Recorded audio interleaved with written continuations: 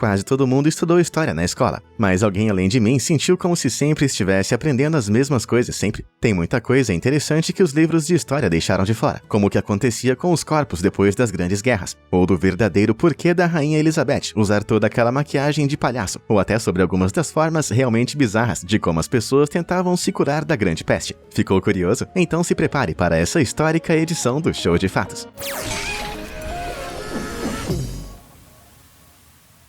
O que foi o Grande Fedor, de 1858? No verão de 1858, um fedor insuportável, mais tarde conhecido como o Grande Fedor, deixou a cidade de Londres de pernas pro ar. Enquanto as pessoas se trancavam em casa, elas exigiam que o governo, que mal funcionava, resolvesse o problema cada vez mais fedorento. Mas de onde vinha esse fedor horrível? Durante séculos, o rio mais famoso da Inglaterra, o Tâmisa, foi um depósito de todos os muitos resíduos de Londres, humano, animal e industrial. O problema, é claro, é que à medida que Londres cresceu gradualmente de um pequeno forte romano para uma grande cidade metropolitana, a quantidade de lixo produzido também cresceu. As pessoas já questionavam se era uma boa ideia usar o Tâmisa como uma grande lixeira já nos anos 1600, mas eles não tinham ideia de como resolver o problema naquele momento. Então, as coisas continuaram como de costume. Isso rolou até a virada do século XIX, quando o Grande Fedor não podia mais ser ignorado. O verão de 1858 foi particularmente quente, e as ruas na época estavam cheias de fluidos de esgoto que por séculos estava cozinhando debaixo do sol escaldante. Relataram que teve gente caindo, doente na rua, por causa do fedor, ou pelo monte de possíveis doenças fatais vindo de lá. Membros do parlamento também sofreram com as consequências do mau cheiro, pois seus prédios tinham vista para o rio. Sua primeira ação foi molhar as cortinas com uma mistura de cloreto e limão. Quando isso não sumiu com o cheiro, eles até consideraram se mudar completamente da área de Westminster, apesar de terem apenas recentemente construído seu prédio. Eventualmente, o químico e físico inglês Michael Faraday escreveu uma carta ao jornal The Times, intitulado Observações sobre a imundície do Tâmisa, que pressionou o governo a tomar as medidas necessárias. Michael alegou ter jogado pedaços de papel no rio, que desapareceram na hora, provando que todo o rio era um fluido marrom opaco. Em um tempo recorde de 18 dias, foi criado, aprovado e assinado um projeto de lei que reformaria todo o rio Tâmisa com a implementação de um novo sistema de esgoto e a construção de aterros ao longo de suas margens. Por fim, o povo de Londres pôde dar um grande suspiro de alívio. Agradeçam a Michael Faraday.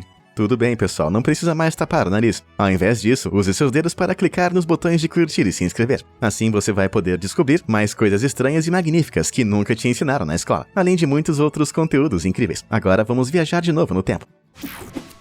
Porque os bebês na arte medieval parecem homens velhos e feios. Você deve ter notado o horror que são os gatos de cara achatada na arte medieval. Mas por favor, deixe-me apresentar algo ainda mais hediondo: bebês medievais. Essas tais crianças se parecem mais com idosos que se dedicam a cuidar de seus jardins e polir os seus tacos de golfe. Afinal, os artistas medievais eram realmente ruins de desenho, ou tem alguma coisa acontecendo por trás disso? Você vai ficar surpreso ao saber que esses bebês homens aterrorizantes foram de fato intencionais. Na verdade, essas representações podem ser interpretadas como uma forma de distinguir entre a Era Medieval, que começou no século V, e a Era Renascentista que veio depois, provavelmente por volta do século XIV. Em cada uma dessas épocas, as crianças foram pensadas sob uma perspectiva diferente, o que cada vez afetava a forma como eram retratadas na arte e na cultura pop. Veja bem, a maioria desses bebês medievais eram na verdade representações de Jesus que haviam sido encomendadas pelas igrejas, e os conceitos medievais de Jesus eram fortemente influenciados pela ideia de homúnculos, que significa literalmente homem pequeno, no qual imaginavam que Jesus era perfeitamente formado e imutável. Então essa versão homuncular de Jesus, meio adulto, meio criança, se tornou um padrão para pintar todas as crianças. Além do mais, os artistas da Era Medieval eram menos interessados no realismo ou nas formas idealizadas do que os artistas da Renascença. Mas quando a arte não religiosa surgiu, as pessoas puderam comprar pinturas de seus próprios bebês. Nada surpreendeu que eles quisessem que seus bebês se parecessem mais com querubins inocentes do que com aposentados deprimidos. Ao mesmo tempo, as crianças eram cada vez mais consideradas fundamentalmente inocentes e nascidas sem pecado. E assim, as representações artísticas de bebês mudaram para melhor, de rostos que só uma mãe poderia amar para essas fofuras que conhecemos hoje. Como uma doença do século XIX criou os vampiros. Hoje em dia, os vampiros podem ser encontrados em toda a cultura pop, alojados em caixões na Transilvânia, ou então brilhando na luz do sol como lindos colírios iluminados. É difícil imaginar a vida sem essas aberrações de dentes afiados. A maioria dos vampiros modernos pode ser rastreada desde a publicação de O Drácula de Bram Stoker, em 1897. Mas as origens do vampiro como conceito são muito mais profundas, e tudo graças a uma doença que devastou a América do Norte e a Europa. No século XVIII, e na maior parte do século XIX, uma epidemia de tuberculose atingiu Nova Inglaterra, acabando com 2% da população e se tornando um dos surtos mais mortais da história da humanidade. Na época não havia vacina ou antibiótico para tratar essa doença bacteriana altamente infecciosa. A única cura era mandar um paciente para um sanatório, o que poucos podiam pagar. Dava para entender por que as pessoas estavam apavoradas com a doença, mas tinham ainda mais medo de pacientes com tuberculose. Um médico do século XVIII escreveu: a criatura definhando causa terror, a testa coberta de gotas de suor, as bochechas um vermelho carmim pálido, os olhos afundados, o hálito forte, curto e respirando com dificuldade. As vítimas também sofriam cansaço, perda de apetite e perda de peso, como se algo estivesse sugando sua vida. A tuberculose chegou a ser conhecida como a peste branca, porque os pacientes ficavam cada vez mais pálidos. Então ficou fácil ver como esses sintomas acabariam se tornando características dos vampiros modernos. Além disso, a tuberculose se espalhava facilmente entre os membros da família e podia levar dias para os infectados apresentarem sintomas, às vezes até mesmo após a morte do portador original. Isso levou a fake news de que as pessoas estavam voltando de seus túmulos para sugar a vida de seus parentes sobreviventes. As pessoas da cidade, desesperadas, reagiram cavando as sepulturas e ritualisticamente mutilando seus mortos para impedi-los de incomodar os vivos. Às vezes o cadáver era simplesmente exumado, virado e enterrado mais uma vez. Em casos mais extremos, o coração do corpo foi removido e queimado, enquanto os membros da família inalavam a fumaça, na esperança de evitar uma maior propagação da doença. Esses aí realmente não queriam dar nenhuma chance pro inimigo. Caramba, devia ser um momento muito tenso para estar vivo, e a gente achando ruim 2020. Mas aqui está uma pergunta de matar para você. Para qual período histórico você mais gostaria de voltar, se tivesse a chance, e por quê? Diz aí nos comentários, estou curioso para saber. Agora de volta ao nosso episódio.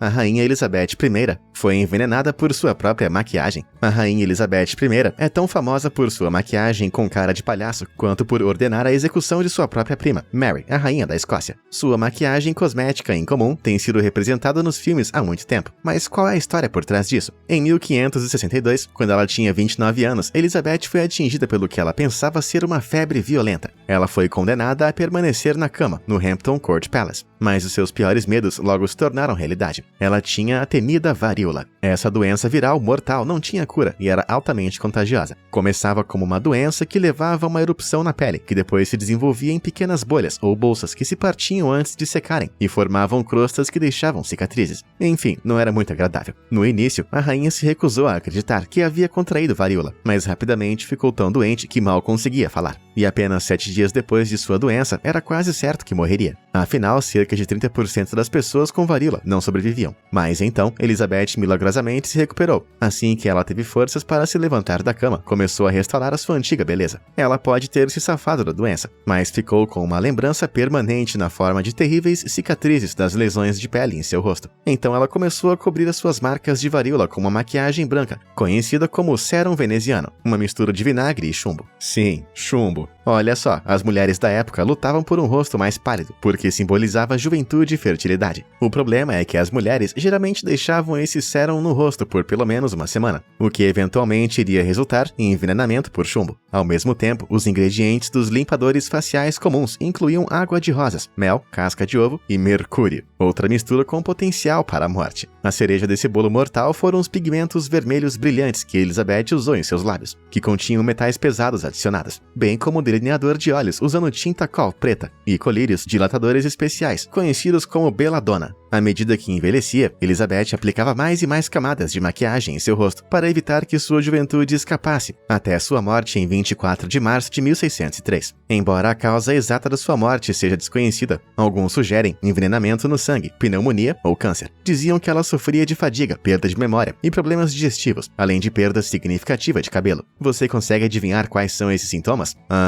Envenenamento por chumbo. Tudo pela beleza.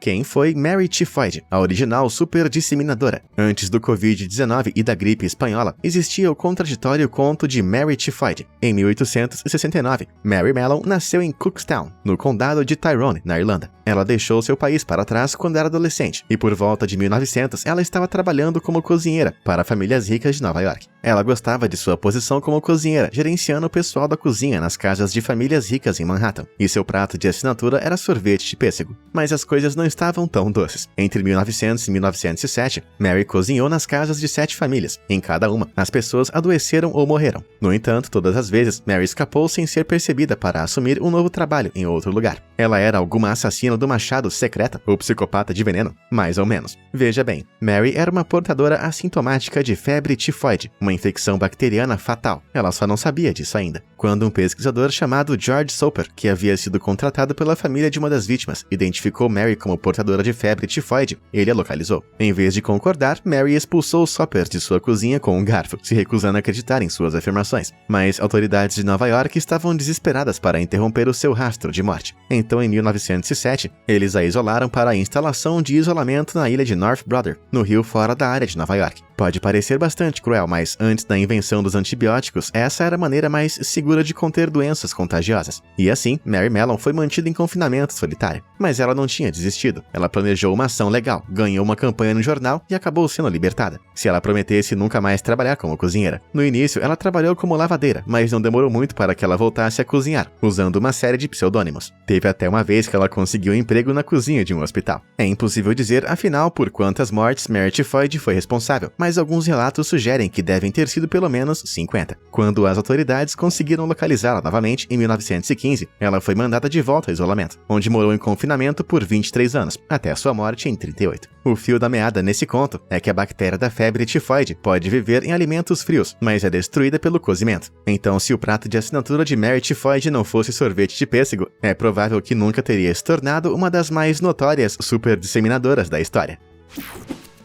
As pessoas da época medieval realmente não tomavam banho. Quando você imagina uma pessoa medieval, deve imaginar um camponês fedorento com suas roupas sujas. Na verdade, a opinião popular parece ser que ninguém dessa época tomou banho, mas é verdade? Parece que a maioria das pessoas medievais era na verdade muito consciente da higiene pessoal básica. Manuais de saúde da Idade Média afirmavam que lavar as mãos e limpar todo o corpo era essencial para remover sujeira e impurezas. Os reis e nobres poderiam se dar luxo de tomar banho em uma banheira particular de madeira, que os servos enchiam usando jarras, e muitas vezes entretinham os convidados da mesma maneira. Enquanto isso, alguns ricos mosteiros também podiam canalizar água e tomarem banho. Os monges da abádia de Westminster eram até mesmo obrigados a tomar 4 banhos por ano, para o Natal, na Páscoa, no final de junho e no final de setembro. É bem difícil saber se essas regras foram seguidas. Já para a maioria das pessoas, as casas de banho públicas populares em toda a Europa eram a única opção. Mesmo as menores cidades podiam ter uma casa de banho ligada à padaria local, podendo assim aproveitar o calor dos fornos. Lá pelo século XV, um jantar em casas de banho da cidade ficou tão popular quanto ir a um restaurante séculos depois. Apenas imagine jantar em uma banheira cheia de estranhos pelados. Embora os balneários públicos fossem muito populares, eles pouco a pouco caíram em desuso, por conta de seu potencial de encorajar relações inapropriadas. No século XVI, as casas de banho entraram em um rápido declínio, pois as pessoas também começaram a evitá-las por medo de doenças como a peste negra e a sífilis. Bem, as pessoas da época medieval podem não ter sido especialistas em higiene, mas com certeza sabiam uma coisinha ou outra sobre tomar banho. Por que as mulheres desmaiavam tanto no século XIX? Se acreditarmos na literatura do século XIX, a maioria das mulheres teve problemas para ficar de pé durante o período vitoriano. Em vez disso, elas passaram a maior parte do tempo desmaiando, inexplicavelmente, ao menor choque emocional ou físico. Na verdade, existem algumas teorias sobre por que esse chamado mal-estar era tão comum. Em primeiro lugar, as mulheres usavam espartilhos desde cedo para valorizar as curvas naturais do corpo. O problema é que eram unidos por um sistema forte de amarração que causava danos em seus corpos. Costelas foram deslocadas, pulmões foram esmagados e outros órgãos foram comprimidos ou então reorganizados, de um jeito que dificultava o bombeamento de sangue, a digestão de alimentos ou até mesmo a respiração. E se não foram seus espartilhos torturantes que as fizeram desmaiar em seus sofás, foram as ridículas camadas de roupas. Mesmo nos meses de verão, uma senhora usava um espartilho, uma roupa de baixo, um enchimento, uma saia rodada, uma saia de baixo forrada com aros de aço e um gorro. Como resultado, muitas mulheres superaqueceram, enquanto algumas simplesmente desmaiavam por causa do peso das roupas. Outra explicação ainda mais sinistra para todos esses desmaios seria envenenamento crônico. O arsênico era usado praticamente em tudo no período vitoriano, mesmo sabendo que era perigoso. Cerca de 80% de todo o papel de parede continha o material, enquanto também aparecia em tecidos, confecções, pigmentos, tintas e muito mais. Além disso, outras substâncias tóxicas como mercúrio e chumbo eram normalmente encontradas em maquiagem. Dado que basicamente tudo que as mulheres entravam em contato emitiam gases tóxicos, não é surpresa que elas exibissem sintomas como desmaio. No entanto, alguns também apontaram que esse mal súbito era muitas vezes fingido pelas mulheres, porque era considerado mais feminino e fazia uma mulher parecer delicada para potenciais pretendentes. Mas talvez houvesse uma razão ainda mais ousada para uma mulher desmaiar de propósito. A chamada sala de desmaio. Era uma sala onde a mulher seria enviada devido a um desmaio ou outras formas de histeria, e isso vinha com uma vantagem particular. Além de poder relaxar em paz, as mulheres também foram tratadas com uma forte massagem pélvica de um médico ou até mesmo um dos seus próprios maridos. Escandaloso.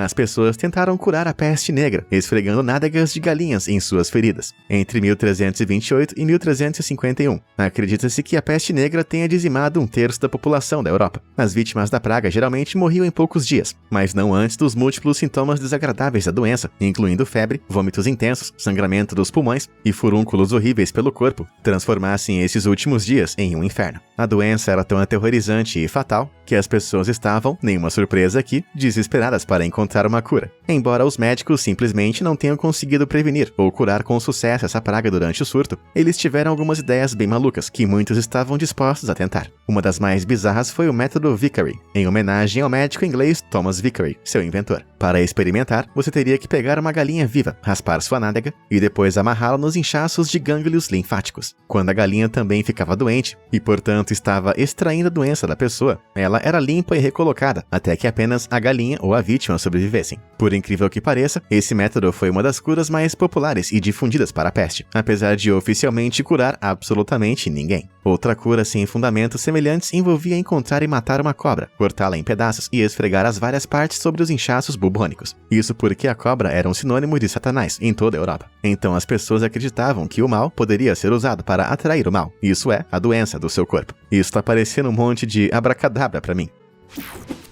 O que aconteceu com todos os corpos após grandes batalhas da história? Ao longo da história, os humanos enterraram seus mortos. Mas o que acontece quando vidas são perdidas em grandes proporções no campo de batalha? Bem, isso difere ao longo da história. Então vamos nos concentrar nas práticas de diferentes grupos de vários importantes momentos. Os antigos gregos eram conhecidos por recolher e enterrar os seus mortos, de acordo com os costumes religiosos da época. Além disso, eles não queriam arriscar e irritar os seus deuses. Por uma questão de praticidade, valas comuns ou tumbas eram muitas vezes abertas perto das cidades para que os mortos pudessem ser enterrados próximo ao local onde nasceram. Os espartanos, por outro lado, enterravam seus mortos no campo de batalha, ao lado de suas armas e armaduras, e com uma lápide que dizia "em batalha". Essa prática foi realmente considerada uma honra especial, porque aqueles que morreram fora de batalha foram enterrados em covas sem identificação. Mas na Idade Média tudo isso mudou. Em vez de respeitar e honrar os mortos, parecia haver um proposital desrespeito pelo que acontecia com um soldado depois que ele estava morto. Depois de lutas como a Batalha de Hastings, em 1066, os cadáveres foram deixados no campo para apodrecer ou empilhados em grandes pilhas, mas não antes de terem sido despojados de seus objetos de valor. Pouco depois, eles seriam prontamente enterrados em valas comuns, ou até, às vezes, cremados em massa. E até mesmo devido às valas comuns medievais serem nitidamente evasivas, apenas algumas foram examinadas por arqueólogos na Europa Ocidental, depois de serem descobertas por acaso. Seguindo em frente, as coisas pareciam ainda piores para aqueles que morreram durante as guerras napoleônicas. Durante esse período, o saque de soldados abatidos, seja por moradores locais ou mesmo por seus próprios camaradas, era preocupantemente comum. Houve até relatos de soldados feridos, que milagrosamente conseguiram resistir a seus ferimentos e acordaram totalmente despidos no campo de batalha. Isso que é não saber esperar até que o corpo esteja frio. E como se isso não bastasse, os próprios corpos eram muitas vezes tão valiosos quanto os pertences. A verdade é que esses carniceiros vasculhavam os campos de batalha em busca de corpos de jovens saudáveis e roubavam seus dentes para usar como dentaduras. Essa terrível prática era tão comum durante a Batalha de Waterloo, em 1815, que dentaduras ficaram conhecidas como dentes de Waterloo, por uma década após o fim da guerra. Algumas fontes até sugerem que partes de soldados, como um polegar decepado, às vezes eram tirados de campo de batalha como sombrias lembranças. Enquanto isso, outro ato de revirar o estômago, os ossos dos mortos eram coletados, moídos em fertilizante e depois vendidos pela Europa. Felizmente, essas práticas hediondas logo caíram em desuso. Durante a Primeira e Segunda Guerra Mundial, unidades específicas eram responsáveis pela eliminação de seus próprios mortos, de acordo com regras individuais sobre coisas como valas comuns deveriam ser construídas. Havia até algumas unidades como o Serviço de Registro de Túmulos do Intendente dos Estados Unidos. que foram encarregados de encontrar e enterrar todos os soldados mortos. Graças ao departamento, muitos soldados, civis e aliados foram enterrados com o cuidado, atenção e respeito que mereciam, e tiveram suas localizações repassadas a autoridades competentes.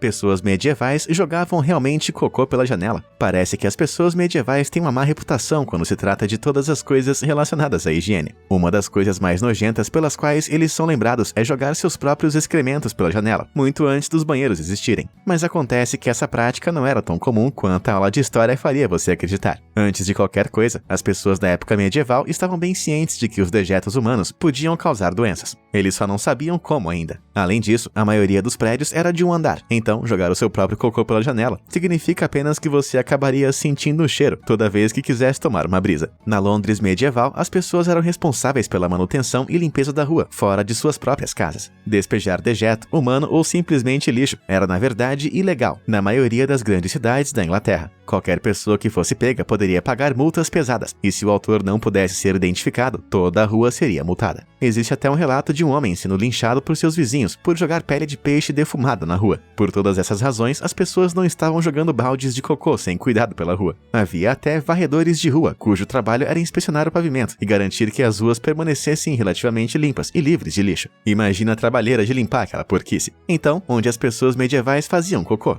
Na maioria das casas sem encanamento interno, havia um pinico, que seria despejado em um rio próximo. Era a opção mais popular. Enquanto isso, casas maiores e mais ricas possuíam latrinas fechadas, um tipo de banheiro rústico, que levava a uma fossa comum e profunda. Certamente eram tempos fedorentos.